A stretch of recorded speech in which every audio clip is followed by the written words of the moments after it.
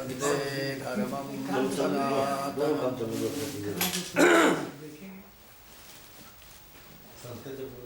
नमः परमहंसास्वादित चरणकमलतिलमकरन्दाय भक्तजनमानसनिवासाय श्रीरामचन्द्राय नमोऽस्तु रामाय सलक्ष्मणाय दिव्यै च तस्यै जनकात्मजायै नमोऽस्तु रुद्रेन्द्रयमानिलेभ्यो नमोऽस्तु चन्द्रार्कमरुद्गणेभ्यः। श्री राम जय जय राम, श्री राम जय राम, श्री राम जय राम। कृष्णाय वासुदेवाय हरये परमात्मने प्रणतक्लेशनाशाय गोविन्दाय नमो नमः। नारायणं नमस्कृत्य नरं चैव नरोत्तमं देवीं सरस्वतीं व्यासं ततो जयमुदीरयेत्। मुंसीधरं सुन्दरमन्दहासं वरहावतंसं वरबालयुक्तं वृन्दावनस्थं नवनीरदाभं नमामि कृष्णं जदुवंशनाथं। सदा सेव्या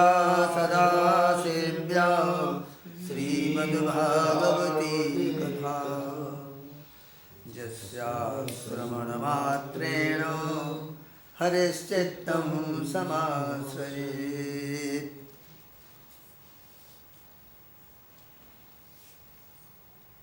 उद्धव जी को भगवान ने मथुरा से वृंदावन भेजा था कि जाओ हमारी गोपियों को हमारा संदेश पहुंचा दो और उनको सांत्वना दे दो, बहुत विरहजन्य पीड़ा से पीड़ित हैं। तो उद्धव जी आए यहाँ, रहे रात में, और दूसरे दिन गोपियों से उनकी बातचीत हुई। गोपियों के मध्य में बैठे हुए वृंदावन दिखलाया, रासलीला स्थल दिखलाया।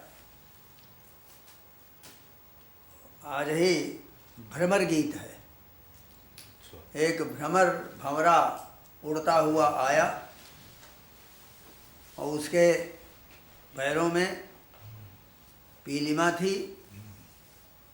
उसको देख करके वो गोपियाँ किस तरह का स्तमन किया है वो भी आज है। श्री सुकोवाचो तम वीक्ष्य कृष्णानुचरं व्रजस्त्रिया प्रलम्ब बाहुं नवकञ्जलोचनं पीताम्बरं पुष्करमालिनं लसत् मुखारविन्दं मणिमृष्टकुण्डलम्। परीक्षित गोपियों ने देखा कि भगवान कृष्ण के सेवक उद्धव जी की आकृति वेशभूषा कृष्ण से मिलती जुलती है। घुटनों तक लंबी लंबी भुजाएं हैं, नूतन कमल दल के समान कोमल नेत्र हैं, शरीर पर पीताम्बर धारण किए हुए हैं, गले में कमल पुष्पों की माला है, कानों में मणि जटित कुंडल झलक रहे हैं और मुखारविंद प्रसन्न है। शुचिस्मिता कोयमपेच्य दर्शना कुतश्च कस्याच्युत वेशभूषणा इति स्म सर्वा परिबभ्रुरुत्सुकास्तमुत्तम श्लोक पदाम्बुजाश्रयम्। पवित्र मुस्कान वाली गोपियों ने आपस में कहा, ये पुरुष देखने में सुंदर है और यह कौन है, कहाँ से आया है, किसका दूत है, इसने कृष्ण जैसी वेशभूषा क्यों धारण कर रखी है। सब की सब गोपियाँ उनका परिचय प्राप्त करने के लिए उत्सुक हो गईं और उनमें से बहुत सी पवित्र कीर्ति कृष्ण के चरण कमलों के आश्रित उनके सेवक सखा उद्धव जी को चारों ओर से घेर करके खड़ी हो गई। तम प्रस्रजेणावनतासु सत्कृतं सव्रीडहासे क्षण सुंदृतादिभिः रहस्य प्रच्छन्नुपविष्टमासने दिव्याय संदेशहरं रमापते। जब उन्हें मालूम हुआ कि ये तो रमा रमण भगवान कृष्ण का संदेश लेकर आए हैं, तो उन्होंने विनय से झुक करके उनको प्रणाम किया और हास्य से, चितवन से, मधुर वाणी से उद्धव जी का बड़ा सत्कार किया और एकांत में आसन पर बैठकर उनसे कहने लग गईं, जानेमस्त्वां जदुपतेः पार्षदं समुपागतं भरत्रेह प्रेषिता प्रेत्रोर्भवान् प्रियचिकीर्षया अन्यथा गोव्रजे तस्य स्मरणीयं न चच्महे स्नेहानुबन्धो बन्धूनां मुनेरपि सुदुस्त्यजाः अन्येष्वर्थकृता मैत्री जावदर्थविडम्बनं पुंभी स्त्रीषु कृता जदवत्सु मनस्वीय षट्पदैः। उद्धव जी कह रही गोपियाँ कि उद्धव जी, हम जानते हैं कि आप जदुनाथ के पार्षद हैं, उन्हीं का संदेश लेकर यहाँ पधारे हैं। आपके स्वामी ने अपने माता पिता को सुख देने के लिए आपको यहाँ भेजा है। अन्यथा हमें तो अब इस नंद गांव में गौओं के रहने की जगह में उनके स्मरण करने योग्य कोई भी वस्तु दिखाई नहीं पड़ती। माता पिता सगे संबंधियों का स्नेह बंधन तो बड़े बड़े ऋषि मुनि भी बड़ी कठिनाई से छोड़ पाते हैं, और दूसरों के साथ जो प्रेम संबंध का स्वांग किया जाता है वो किसी न किसी स्वार्थ के लिए होता है। भंवरों का पुष्पों से, पुरुषों का स्त्रियों से स्वार्थ का प्रेम संबंध होता है। निस्त्वं त्यजन्ति गणिका अकल्पं नृपतिं प्रजाः अधीत विद्या आचर्यो मृत्युजो दत्त दक्षिणम। जब वेश्या समझती है कि अब मेरे यहाँ आने वाले के पास धन नहीं है, तब उसे छोड़ देती। क्या बात है। वेश्या जब समझती है कि अब मेरे यहाँ आने वाले के पास धन नहीं है, तब उसे वो धत्ता बता देती। जब प्रजा देखती है कि यह राजा हमारी रक्षा नहीं कर सकता, तो वह उसका साथ छोड़ देती। अध्ययन समाप्त हो जाने पर कितने शिष्य हैं जो अपने आचार्य की सेवा करते हो, सब छोड़ छोड़ के चले जाते। और यज्ञ की दक्षिणा मिली नहीं कि ब्राह्मण ऋत्विज लोग अपने अपने घर भाग जाते। निस्वं खगावेत फलं वृक्षं भुक्त्वा चातिथयो गृहं दग्धं मृगास्तथा रैणं जारो भुक्त्वा रतां स्त्रियं। जब वृक्ष पर फल नहीं रहते तब पक्षी गण भी वहाँ से बिना कुछ सोचे बेचारे उड़ जाते।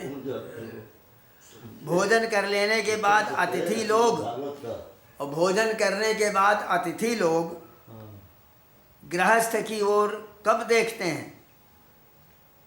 वन में आग लगी है तो पशु पक्षी भी सब भाग जाते हैं।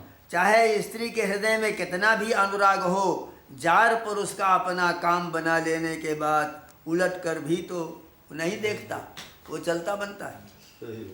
इति गोप्यो हि गोविंदे गतवाक्काय मानसाः कृष्णदूते व्रजं जाते बुद्धवे त्यक्तलौकिकाः गायन्त्या प्रियकर्माणि रुदन्त्यश्च गतह्रिया तस्य संस्मर्ते संस्मर्ते यानि कैशोरबाल्ययोः काचिन्मधुकरं दृष्ट्वा ध्यायन्ति कृष्णसङ्गमं प्रियप्रस्थातितं पितं दूतं कल्पते त्वेदमब्रवीतो।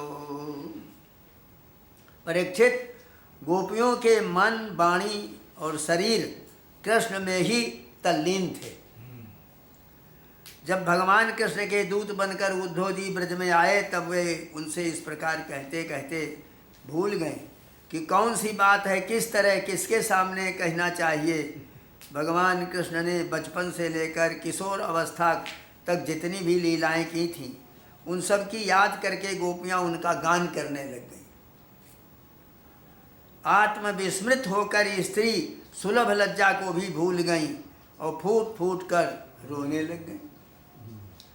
एक गोपी को उस समय स्मरण हो रहा था कि कृष्ण के मिलन की लीला का। उसी समय उसने देखा कि पास ही एक भंवरा गुनगुना रहा है। उसने ऐसा समझा मानो मुझे रूठी हुई समझकर कृष्ण ने मनाने के लिए दूत भेजा है। वो गोपी भंवरे से कहने लग गई, गोप्युवाचो मधुपकितव बंधु मास्पृशांघ्रिं सपत्न्याः कुछ बिलुलित माला कुंकुमस्मश्रुभिर्नः बहतु मधुपतिस्तन्मानिनीनां प्रसादं यदु सदसि विडम्बं जस्य दूतस्त्वमीदृको। हे मधु, तू कपटी है और कपटी का सखा है। तू हमारे पैरों को मत छू, झूठे प्रणाम करके हमसे अनुनय विनय मत कर। हम देख रही हैं कि कृष्ण की जो बनमाला हमारी सौतों के वक्षस्थल के स्पर्श से मसली हुई है, उसका पीला पीला कुमकुम तेरी मूछों पर लगा हुआ है। तू स्वयं भी तो किसी कुसुम से प्रेम नहीं करता, यहाँ से वहाँ उड़ा करता है। जैसे तेरे स्वामी वैसा ही तू। मधुपति कृष्ण मथुरा की माननी नायिकाओं को मनाया करें, उनका वो कुमकुम रूपी प्रसाद जो जदवंशियों की सभा में उपहास करने योग्य है, अपने ही पास रखें। उसे तेरे द्वारा यहाँ भेजने की क्या आवश्यकता है। सकृदधर सुधाम स्वाम मोहिनीं पायजित्वा सुमन सरिव सदमस्त्यजते स्मान् भवाद्रिको परिचरति कथम तत्पाद पद्मं तु पद्मा जपि बत हृत चेतावुत्तम श्लोक जल्पैः। जैसा तू काला है वैसे ही वे भी हैं। तू भी पुष्पों का रस लेकर उड़ जाता है, वैसे ही वे भी निकले। उन्होंने हमें केवल एक बार, हाँ ऐसा ही लगता है, केवल एक बार अपनी तनिक सी मोहिनी परम माधक अधर सुधा पिलाई थी और फिर हम भोली भाली गोपियों को छोड़कर वो यहाँ से चले गए। पता नहीं सुकुमारी लक्ष्मी उनके चरण कमलों की सेवा कैसे करती रहती हैं। अवश्य ही वे छैल छबीले कृष्ण की चुगनी चुपनी बातों में आ गई होंगी। चित्त चोर ने उनका भी चित्त चुरा लिया होगा। किमिह बहुसडंग्रयी गायसे त्वं जदूनाम् अधिपतिमग्रणाम् गृहाणाम् अग्रतो नः पुराणम् विजय सख सखीनां गीयतां तत्प्रसंगः छपित कुजरुजस्ते कल्पयन्ति इष्टमिष्टाः। अरे भ्रमर, हम बस बनवासिनी हैं, हमारे तो घर द्वार भी नहीं है। तू हम लोगों के सामने जदुवंश शिरोमणि कृष्ण का गुणगान क्यों कर रहा है? ये भला हम लोगों को मनाने के लिए ही तो है, परंतु नहीं, वे हमारे लिए कोई नए नहीं हैं। हमारे लिए तो जाने पहचाने पुराने हैं। तेरी चापलूसी हमारे पास नहीं चलेगी। तू जा, यहाँ से चला जा। जिनके साथ सदा विजय रहती है, उन कृष्ण की मधुपुर वासिनी सखियों के सामने जाकर उनका गुणगान कर। वे नई हैं, उनकी लीलाएं कम जानती हैं। इस समय वे उनकी प्यारी हैं, उनके हृदय की पीड़ा उन्होंने मिटा दी है। वे तेरी प्रार्थना स्वीकार करेंगी, तेरी चापलूसी से प्रसन्न होकर तुझे मुँह मांगी वस्तु देंगी। इसलिए भ्रमर, तू मथुरा चला जा। दिवि भुवि च रसायां का स्त्रियस्तद्दुरापाः कपट रुचिरः सभ्रू विचृम्भस्य जास्युः चरण रज उपास्ते जस्य भूतिर्भयं का अपि च कृपण पक्षे जुत्तम श्लोक शब्दः। हे भौरे, वे हमारे लिए छटपटा रहे हैं, ऐसा तू क्यों कहता है? उनकी कपट भरी मनोहर मुस्कान भौहों के इशारे से जो बस में न हो जाए, उनके पास दौड़ी ना आवे, ऐसी कौन सी स्त्रियाँ हैं? अरे अनजान, स्वर्ग में, पाताल में, पृथ्वी में ऐसी एक भी स्त्री नहीं है। औरों की तो बात ही क्या, स्वयं लक्ष्मी जी भी उनके चरण रज की सेवा किया करती हैं। फिर हम कृष्ण के लिए किस गिनती में हैं? तू उनके पास जाकर कहना कि तुम्हारा नाम तो उत्तम श्लोक है, अच्छे अच्छे लोग तुम्हारी कीर्ति का गान करते हैं, परंतु इनकी सार्थकता तो इसी में है कि तुम दोनों पर दया करो, तुम दीनों पर दया करो, नहीं तो श्री कृष्ण तुम्हारा उत्तम श्लोक नाम झूठा पड़ जाता है। विसज शिरसि पादम वेद में हम चाटुकारे रनुनय विदुखस्ते भेत्य दौत्तेर्मुकुंदात् सुकृत गिरि विशिष्टा पत्य पत्यन्य लोका विसजद कृत चेता किन्नु संधेयमस्मिन्। हे मधुप, जब वे राम बने थे तब उन्हें कपिराज बाली को व्याध के समान छिप करके बड़ी निर्दयता से मारा। बेचारी सूर्पणखा कामवश उनके पास आई थी, उन्होंने अपनी स्त्री के बस होकर उस बेचारी के नाक कान काट लिए। इस प्रकार उसे कुरूप कर दिया। ब्राह्मण के घर बामन के रूप में जन्म लेकर उन्होंने क्या किया? बलि ने तो उनकी पूजा की, मुँह मांगी वस्तु दी और उन्होंने उसकी पूजा ग्रहण करके उसे वरुण पाश से बांधकर पाताल में डाल दिया। ठीक वैसे ही जैसे कौवा बलि खाकर भी बलि देने वाले को अपने अन्य साथियों के साथ मिलकर घेर लेता है और परेशान करता है। अच्छा, तो अब जाने दे, हमें कृष्ण से क्या किसी भी काली वस्तु के साथ मित्रता से कोई प्रयोजन नहीं है। परंतु यदि तू ये कहे कि अब जब ऐसा है तब तुम लोग उनकी चर्चा क्यों करती हो, तो हे भ्रमर, हम सच कहती हैं, एक बार जिसे उसका चस्का लग जाता है वो उसे छोड़ नहीं सकता। ऐसी दशा में हम चाहने पर भी उनकी चर्चा छोड़ नहीं सकती। जननु चरित लीला कर्ण पीयूष विप्रुतो सकृदन विधूत द्वंद्व धर्मा विनष्टा सपति गृह कुटुंबम दीनमत सृज्य दीना बहवदीव विहंगा भिक्षु चरजाम चरंती। कृष्ण की लीला रूपी कर्णामृत के एक कण का भी जो रसास्वादन कर लेता है, उसके राग द्वेष सुख दुख सारे द्वंद्व छूट जाते हैं। यहाँ तक कि बहुत से लोग तो अपनी दुखमय दुख से सनी हुई घर गृहस्थी छोड़कर अकिंचन हो जाते, अपने पास कुछ भी संग्रह परिग्रह नहीं रखते, पक्षियों की तरह है, चुन चुन करके भीख मांग मांग करके अपना पेट भरते हैं, दीन दुनिया से चले जाते हैं, फिर भी कृष्ण की लीला कथा छोड़ नहीं पाते। वास्तव में उसका रस और उसका चस्का ऐसा ही है। यही दशा हमारी इस समय पर हो रही। वयमृतमेव जिह्मव्याहृतं श्रद्दधाना कुलिकरू करुतमिवाज्ञा कृष्णबद्धो हरिण्यः ददृशुरस कृदेतत् तन्नखस्पर्शति ब्रो स्मर रुज उपमंत्रिन भैणताम अन्य वार्ता। जैसे कृष्णसार मृग भोली भाली हरिणियाँ और व्याध के सुमधुर गान का विश्वास कर लेती हैं और उसके जाल में फंस कर मारी जाती, वैसे ही हम भोली भाली गोपियाँ भी उस छलिया कृष्ण की